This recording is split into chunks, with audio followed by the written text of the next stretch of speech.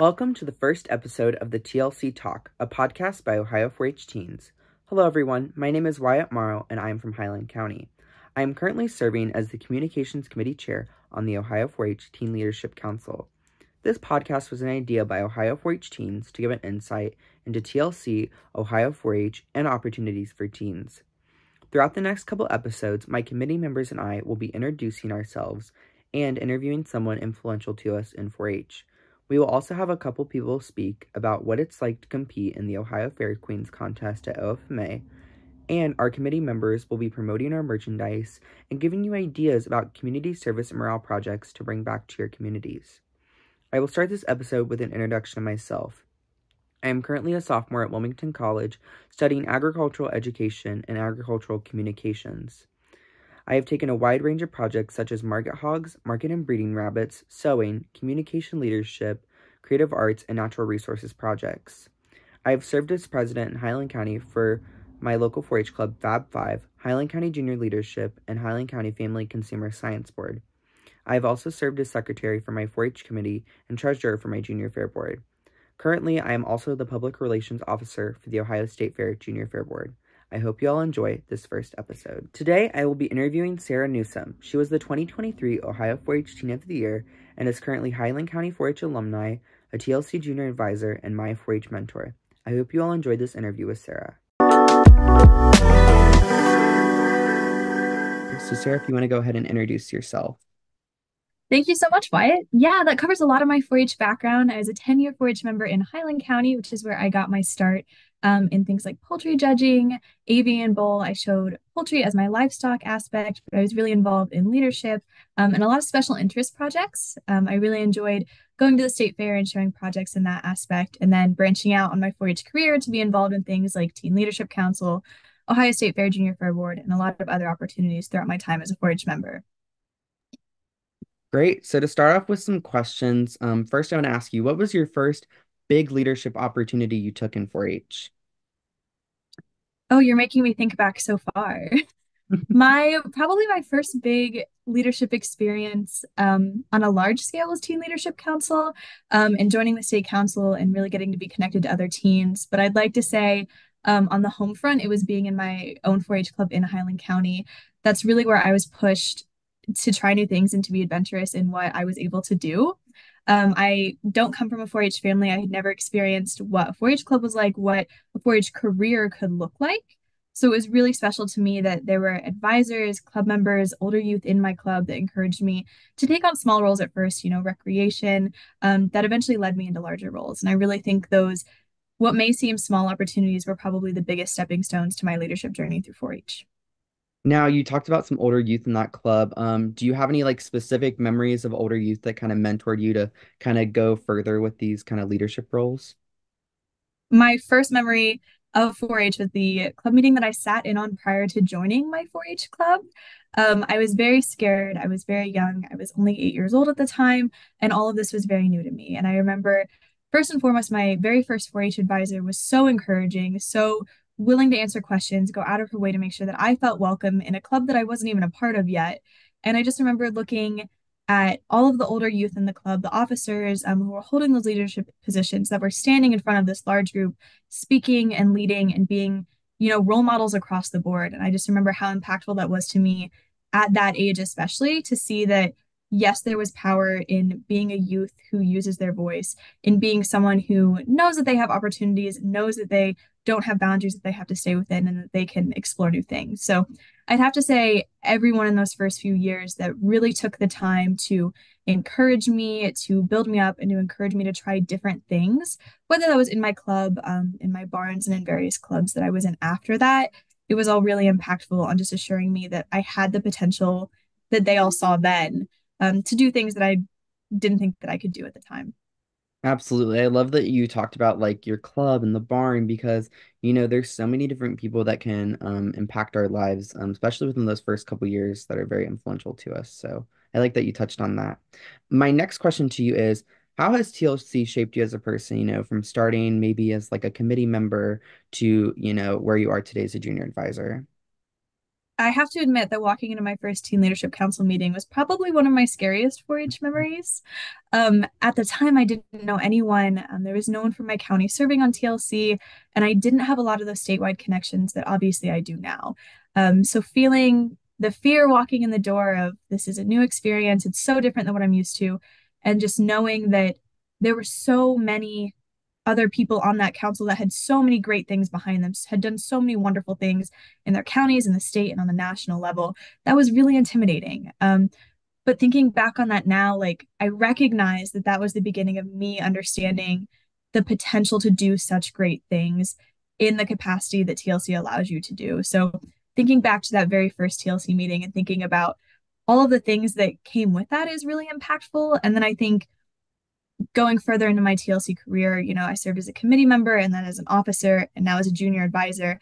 I have to say it's something that is hard to leave just because it is so meaningful and it offers so many ways for me to give back, not only now to the 4-H community that has done so much for me, but even as a 4-H member, it gave me so many people who supported me, who stood behind me, and who made paths for me to continue going in my 4-H career in ways that I wouldn't have envisioned being able to do without TLC.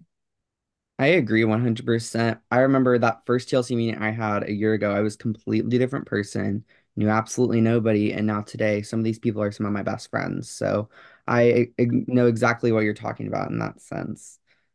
My next question for you is, what were you feeling when you found out you were going to be the new Ohio 4-H Teen of the Year?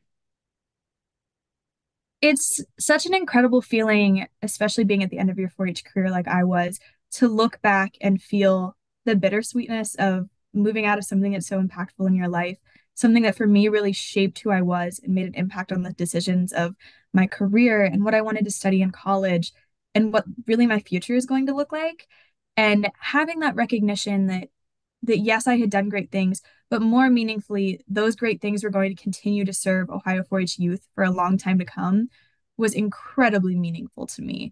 And I have to say that it doesn't feel real necessarily when you get the email that tells you that you've been selected.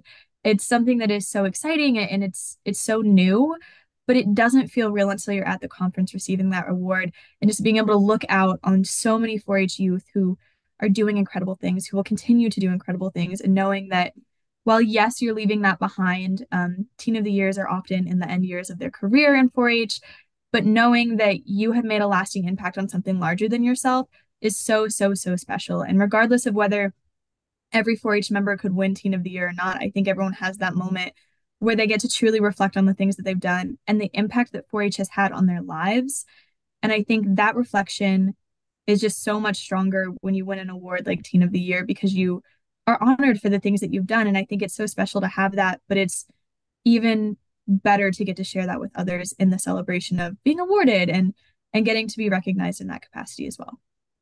Now, with Teen of the Year, there's many facets to it. So, what were those other big moments that you had before, where you had that shock of like, I get to do this really cool thing, before you got Teen of the Year? What were those big moments for you?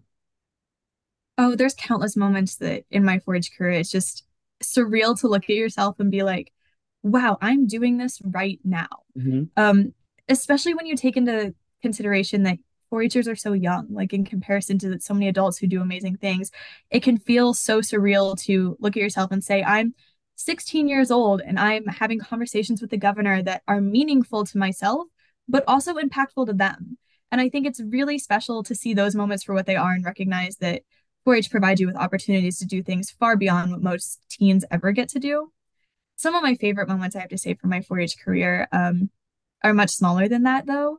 I remember the first club meeting that I was serving as president and getting to look out from where I was in my position and get to look out on members who were in their first year and have the opposite moment of what I described at my first meeting and recognizing that those members were looking to me in the same way that I had looked to someone at one point. And it was my job to them to be that role model. And just having those realizations, serving as a camp counselor is much the same. Realizing that something that I had valued my whole life, going to 4-H camp, I was on the other side of it and had the opportunity to make it better, to make it memorable, and to make it impactful for those members. And I mean, to talk big things, traveling to things like National 4-H Conference, 4-H Congress, the State Fair Board, all of those really big experiences that a lot of people see as milestones were so incredibly impactful. but they made me lasting friendships. And I think those are some of the biggest things leading up to winning awards like Teen Hall of Fame or Teen of the Year that you really reflect on is that it's not an award that you win by yourself. Regardless of the things that you've done in your 4-H career, awards like those come because you have support systems in your friends, in your family, in your 4-H community, and they come as the culmination of so many years of your dedication, your hard work that wouldn't be possible without so many people standing behind you that you may never remember to thank, but that really are there to support you regardless.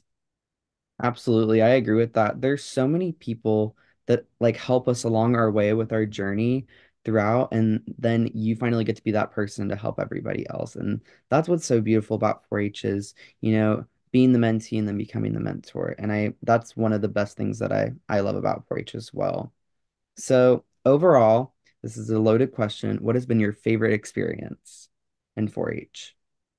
Oh, gracious. Honestly, I have to say, stick with me here, but aging out of 4-H. Um, I valued every single experience that I had as a 4-H member and the way that it shaped me in my life and in my future and in everything that I will ever do. It is so easy to draw ties back to the things that I did in my 4-H career, the people that helped me, the projects I took, the experiences I had. Those are always going to be easy connections.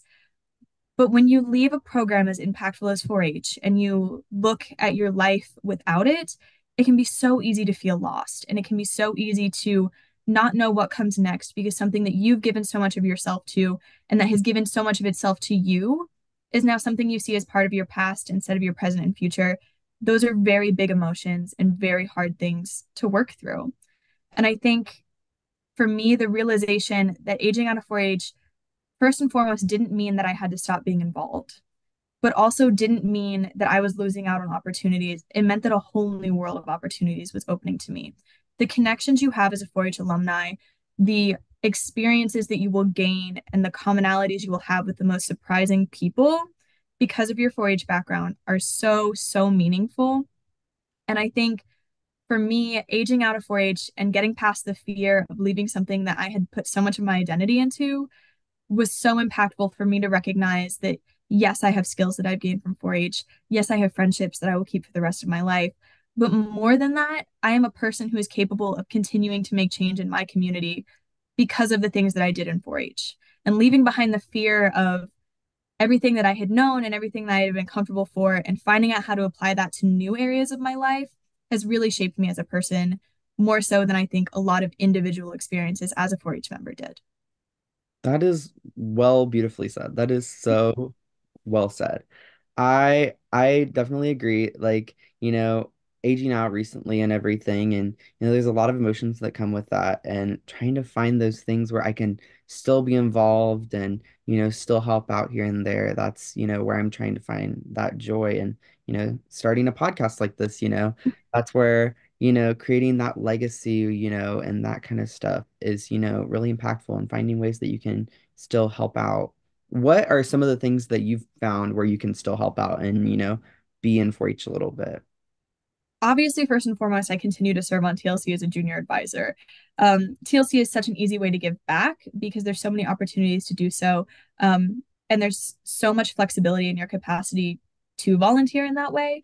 So I think that's one of the easiest pathways, especially for those who are on TLC as members.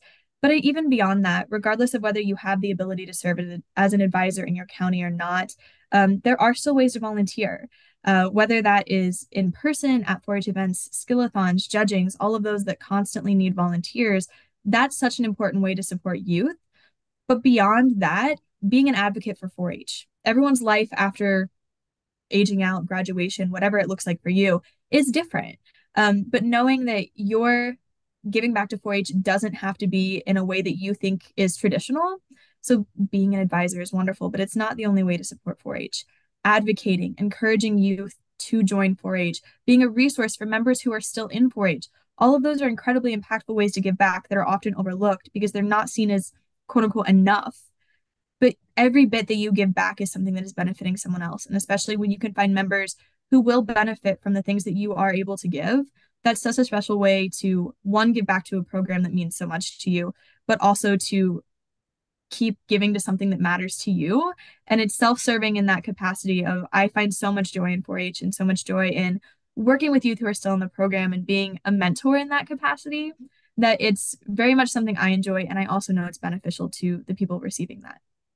Absolutely, I agree. If you're gonna stay involved again, be that mentor for those people, be that influence, and you're gonna help so many people. So thank you so much for joining us today, and sharing your story with everyone. We will have more episodes coming out in the future, but thank you guys for tuning in to this interview today with Sarah.